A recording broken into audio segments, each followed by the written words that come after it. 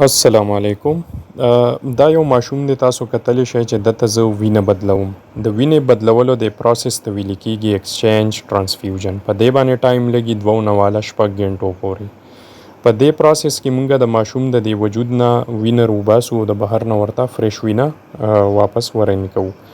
د دې دومره لمبا پروسیجر ضرورت ولې راغی چې کله مونږ د مور پلار نه تپوس وکړو نو د دې ماشوم د پیدایش نه پس دته یرکان شروع شوی دی. هغه یرکان مور پلار په مختلف قسم طریقو باندې ټریټ کړی دی، په کور کې ورله علاج کړی دی، دوايانې ورکړي دي، نو ورته بهر اچولی دی، د هغې نه پسې دمونو لبوتی دی، دمونه ورله 2-3 پیرې مسلسل کړي دي چې کله ماشوم ته په کور کې جټکه شروع شوې ده نو د هغې نه پسې هسپیټل ته راوستی دی.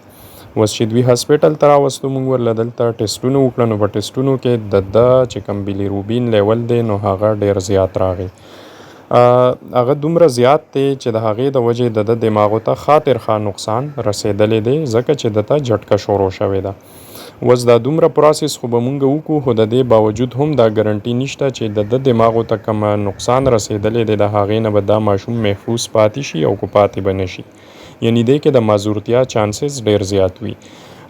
نو ضروری مهمه خبره دا ده د دې ویډیو د کولو مقصد چې کله تاسو سره داسې کیسز وي نو یو خو همیشه یاد ساتئ، نور مونږ هغه ماشومانو ته هغه میندو ته ایډوایس کوو چې کم زیړې د یو خاص لیمټ پورې وي، چې ډیر زیات شي د هغې علاج په هسپیټل کې چې کومې شواګانې دي هغه دي، ځکه چې د هغې خپله فریکوینسي وي او صرف هغه لایټونو کې دا کمال دی چې هغه دا زیړې کمولی شي.